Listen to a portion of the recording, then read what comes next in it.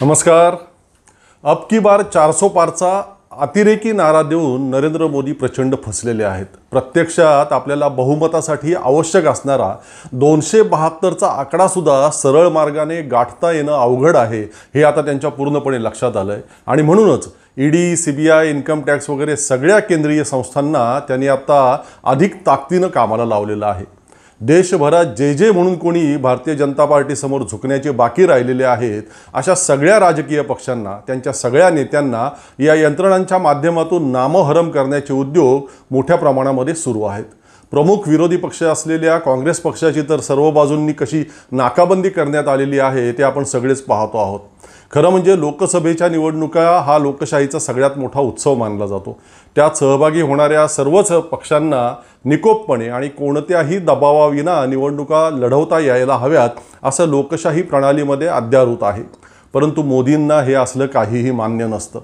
अवघ्या काही लाख रुपये रकमेच्या हिशोबांवरून इन्कम टॅक्स विभागाने काँग्रेस पक्षावरती करोडो रुपयांचा दंड ठोठावलेला आहे आणि भारतीय जनता पार्टीकडून घडलेल्या तशाच प्रकारच्या व्यवहारांकडे मात्र इन्कम टॅक्स विभाग पूर्णपणे दुर्लक्ष करतोय। काँग्रेस पक्षाची सगळी बँक खाती गोठवण्यात आली आहेत। म्हणजे एकीकडे निवडणूक रोखे, अन्य खंडणीखोरी, निनावी देणग्या, आपल्या मित्र उद्योजकांकडून मिळणारं सर्व प्रकारचं सहाय्य हे सगळं काही भाजपकडे आहे मोठ्या प्रमाणात, प्रचंड प्रमाणात। आणि अन्य पक्षांना निधी अभावी साध्या वर्तमानपत्रांमध्ये जाहिरातीसुद्धा देता येऊ नयेत अशी सगळी परिस्थिती आहे। हे सगळं काय आहे? ही लोकशाही आहे की हे भारतीय जनता पार्टीच्या संकल्पनेतलं रामराज्य आहे? मला ना अनेकदा या ईडी, सीबीआय, इन्कम टॅक्स वगैरे सरकारी यंत्रणांमध्ये काम करणाऱ्या आणि मोदी शहांचे गैर आदेश मानणाऱ्या, त्यांची हुजरेगिरी करणाऱ्या अधिकाऱ्यांचा प्रचंड संताप येतो। आम्हा जनतेच्या पैशातून साल्यांनो तुम्हाला भक्कम पगार मिळतात, तुम्ही चाकरी करायला हवी ती या देशाची आणि हितरक्षण करायला हवंय ते आम्हा सर्वसामान्य जनतेच्या हिताचं, परंतु त्याऐवजी तुम्ही गुलामी करताय त्या मोदी आणि शहांची। आपल्या अधिकारांचा गैरवापर करून रोजच्या रोज विरोधी पक्षातील लोकांवरती चुकीच्या कारवाया करून रात्री घरी गेल्यावरती आपल्या आईवडिलांना, बायको मुलांना तोंड दाखवताना काहीच लाज वाटत नसेल का या अधिकाऱ्यांना? यांच्याकडे पाहून, यांच्या कृत्यांकडे पाहून यांच्या मुलांवरती कोणते संस्कार होत असतील की या सगळ्याचा विचार करण्याच्या पलीकडे हे सगळे अधिकारी पोहोचलेले असतात? गुलामी आणि लाचारी या सगळ्या अधिकाऱ्यांच्या रक्तामध्येच पूर्णपणे भिनलेली असते का? या ईडी, सीबीआय, इन्कम टॅक्स डिपार्टमेंटमधील अधिकाऱ्यांमधील सगळी सत्सद विवेक बुद्धीच बहुधा संपुष्टात आलेली असावी। असो, आपण कितीही बोललो तरी ते अरण्यरुदनच ठरणार। त्यांची मन, हृदय सगळीच संवेदनाहीन आणि विवेकहीन झालेली असणार।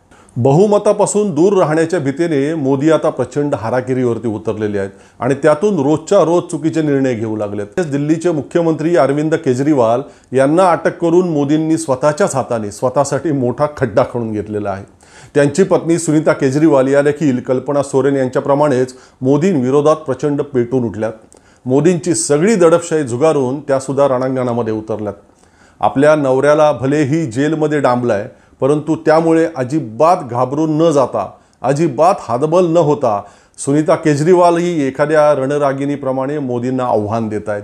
मोदींच्या दडपशाहीला घाबरणाऱ्या महाराष्ट्रातील लाचारांनो, सगळ्या सुरत, गुवाहाटीच्या खोकेवीरांनो, फडणवीसांच्या चरणांजवळ जाऊन गुलामी करत बसलेल्या सगळ्या गुलामांनो, या महिलांच्या लढाऊ बाण्याकडे पाहून तुम्हालाच थोडी तरी लाज वाटत असेल तर पहा जरा। हमारे प्रधानमंत्री मोदी जी ने मेरे पति को जेल में डाल दिया। ये बीजेपी वाले ये कह रहे हैं कि केजरीवाल जी जेल में हैं, इन्हें इस्तीफा देना चाहिए। क्या केजरीवाल जी को इस्तीफा देना चाहिए? क्या उन्हें इस्तीफा देना चाहिए? अब मैं आपको केजरीवाल जी का संदेश पढ़कर सुनाऊंगी। मेरे प्यारे भारतवासियों, जेल से आप सब अपने इस बेटे, अपने भाई का प्रणाम स्वीकार कीजिए। मैं यहां जेल में हूं, यहां काफी समय सोचने के लिए मिलता है। रात को टूट टूट के नींद आती है। भारत मां के लिए सोचता हूं। भारत मां बहुत दुखी है। भारत मां दर्द में है।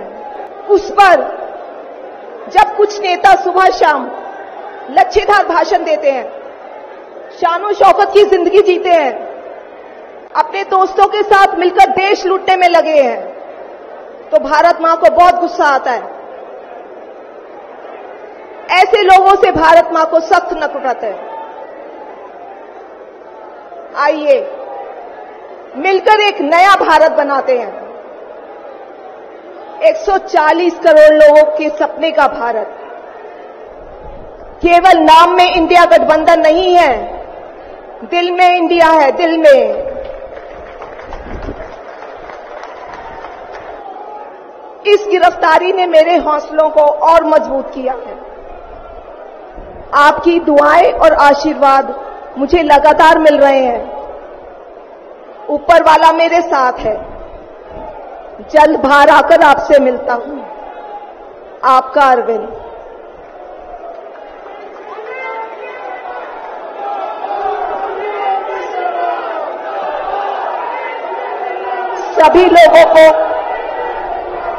सभी लोगों का आशीर्वाद और प्यार भरपूर मिल रहा है मेरे पति को। अपना ये आशीर्वाद बनाए रखना। भारत में ये तानाशाही नहीं चलेगी। हम लड़ेंगे, जीतेंगे। अंत में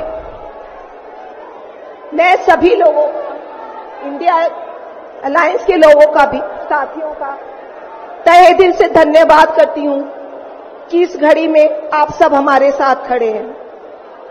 धन्यवाद। जय हिंद।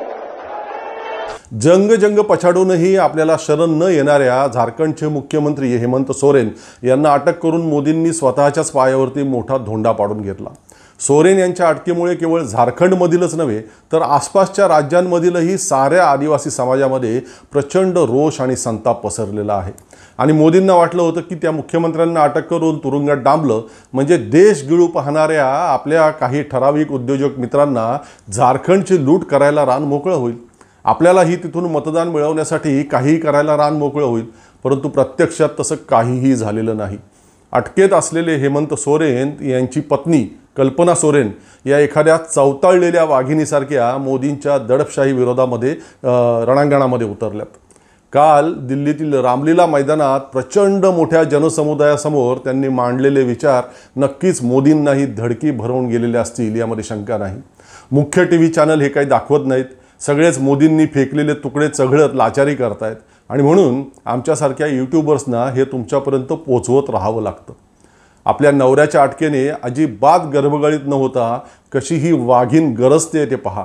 विशेषतः आपल्या महाराष्ट्रातील जे लाचार झालेले आहेत, अशोक चव्हाण, अजित पवार, आणखीन बरेच सगळे, त्या सगळ्यांनी हे पाहायला हवं, ऐकायला हवं। आज भारत में बाबा साहेब जी के संविधान के प्राप्त जितनी भी गारंटियां हैं उन सभी को एनडीए सरकार के द्वारा उसे नष्ट किया जा रहा है। इनकी गारंटियों की गारंटी कौन लेगा? जिन्होंने एक एक करके हमारे संवैधानिक संस्थाओं के संवैधानिक मूल्यों को तहस नहस किया है, जिस ढंग से आज बेरोजगारी चरम सीमा पर है, जिस ढंग से आज महंगाई 7वें आसमान पर है, जिस ढंग से पूरे देश में नफरत की आग फैलाई जा रही है, जिस ढंग से हर एक जाति, हर एक वर्ग के अधिकारों की रक्षा के लिए भी यहां कोई नहीं खड़ा हुआ है। क्या कोई भी इस देश में बड़ा नेता हो जाए वो सबसे बड़ा नहीं होता है। आज भारत की जनता सबसे बड़ी है। अगर कोई दल बहुत अपने आप को शक्तिशाली समझता है, लेकिन भारत की 140 करोड़ की जनता से ज्यादा शक्तिशाली और ताकतवर नहीं हो सकती है। आपकी एक उंगली, इस उंगली का इस्तेमाल करिएगा।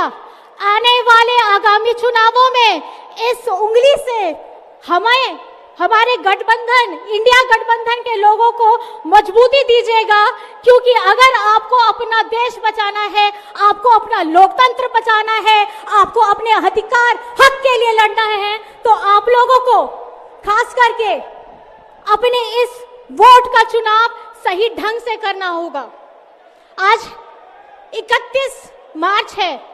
2 महीने पहले इसी दिन 31 जनवरी को हेमंत जी को जेल में डाला गया। 2 महीने से जेल में है। आज तक आरोप साबित नहीं कर पाए हैं कि किस लिए इतने दिनों तक उन्हें रखा गया है। आप जनता जनार्दन है, आप वहां अदालत है, आपसे ज्यादा ताकतवर कोई नहीं हो सकता है।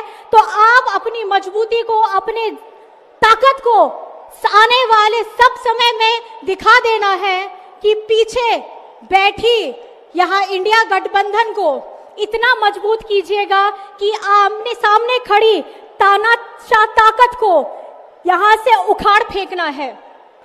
आने वाले दिनों में आप सभी का मजबूती, आप सभी का गठबंधन, आप सभी का आशीर्वाद हम सबको चाहिए। अंत में सिर्फ मैं इतना कहना चाहूंगी, झारखंड झुकेगा नहीं, इंडिया झुकेगा नहीं और इंडिया रुकेगा नहीं। मैं अपनी बातों को इस जोश के साथ ये कहना चाहूंगी, जय हिंद, जय हिंद, जय हिंद, जोहार। ऐकलत, दिल्लीतील कालच्या या मेळाव्याचं हे एक ठळक वैशिष्ट्य मला वाटलं की कल्पना सोरेन, सुनीता केजरीवाल, प्रियंका वाड्रा गांधी, सोनिया गांधी, मेहबूबा मुफ्ती आणि अन्यही पक्षाच्या सर्व महिला नेत्या आता मोदी आणि शहांच्या दडपशाही विरोधात आक्रमकपणे पुढे झालेल्या आहेत। काल तृणमूल काँग्रेसच्या ममता बॅनर्जींचे प्रतिनिधीसुद्धा इथे सहभागी झालेले होते। नारी शक्ती जेव्हा लढ्याच्या नेतृत्वामध्ये अग्रभागी येते तेव्हा त्या लढ्याचं यश निश्चित झाल्याशिवाय राहत नाही। पुढील काही दिवसात मोदी आता आणखीन चुका करत राहणार आहेत, ज्या इंडिया आघाडीच्या पथ्यावरच पडणार आहेत। कारण वरून कितीही आव्हानात असले तरी मोदी यातून प्रचंड धास्तावलेले दिसत आहेत। पराभवाची भीती आता अधूनमधून त्यांच्या डोळ्यात आणि त्यांच्या बॉडी लँग्वेजमधून दिसायला लागलेली आहे। काल या रामलीला मैदानावरच्या मेळाव्यात राहुल गांधी म्हणाले तसं खरंच कोणताही गैरप्रकार न करता मोदींनी ही निवडणूक खुलेपणाने होऊन दिली तर 180चा आकडा सुद्धा ते ओलांडू शकणार नाहीत। भीती तीच आहे। पराभवाचं संकट अधिक जसजसं ठळक होत जाईल तसं मोदी आणि शहा काय करतील, काय घडवतील, धर्माच्या संबंधाने काय घडवतील की देशाच्या संबंधाने काय घडवतील, धर्मभावना भडकावल्या जातील की देशभावनेला हात घातला जाईल। देशावर खरं प्रेम असणाऱ्या सगळ्यांनी आता जागं राहायला हवं, कारण रात्र आता वैऱ्याची आहे। असो, चॅनल आपलं आठवणीने सबस्क्राईब करा एवढीच विनंती। भेटू लवकरच पुन्हा, तोपर्यंत धन्यवाद।